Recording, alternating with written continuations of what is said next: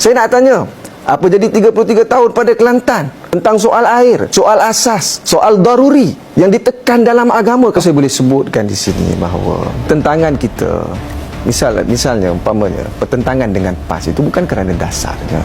Pertentangan itu adalah kerana kaedah, uslub, pendekatannya itu. Kenapa kita kata sekarang ini kita berhadapan dengan masalah politik kaum dan agama yang ekstrim? Saya bagi contoh, umpamanya kenyataan-kenyataan yang dikeluarkan oleh Presiden PAS. Saya hormat kepada Presiden PAS, kesarjanaannya dalam hal geopolitik dan sebagainya.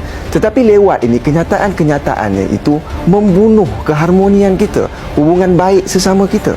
Bagaimana kita boleh menggelar satu pihak yang lain itu sebagai tidak beriman, tidak beroleh hidayah? Yang terakhir itu disebut sebagai kita ini walak kepada orang bukan Islam, walak kepada dia. Saya nak tanya, apakah corak pemerintahan Islam yang didambakan oleh PAS?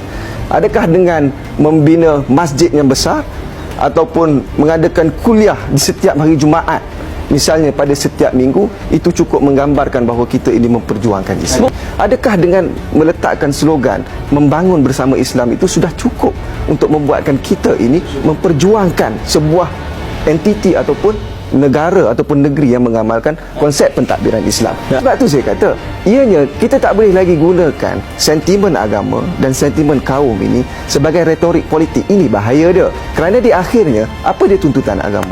Tuntutan agama itu ialah menegakkan keadilan sosial, memastikan perkara asas yang perlu rakyat ada itu dipenuhi. Saya bagi contoh, sekarang ni ada istilah baru yang cuba diperkenalkan oleh rakan-rakan daripada PAS. Itu menyebut bahawa kerajaan hari ini adalah kerajaan kakistokrat. Disebut kerajaan yang tidak ada keupayaan untuk memerintah. Bayangkan, kerajaan ini baru ditubuhkan 7 bulan. Tetapi di pihak sana dia expect untuk kita selesaikan banyak masalah dalam negara ini. Saya nak tanya, apa jadi 33 tahun pada Kelantan tentang soal air, soal asas, soal daruri yang ditekan dalam agama? Kalau kita ini faham tentang konsep, sebenarnya kalau kita faham, Saudara Lokman, kalau kita faham tentang konsep maqasid yang kita perjuangkan tentang soal Islam tu, kalau kita hayati dan kita maknai konsep maqasid tu, yang 3 disebut daruriyah, hajiyah, tahsiniyah.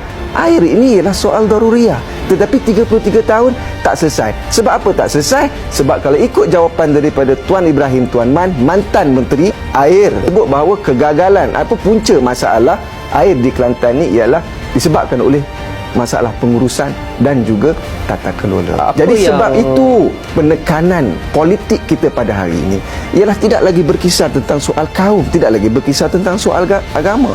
Penekanan kita ialah tentang soal integriti, tata kelola, pengurusan.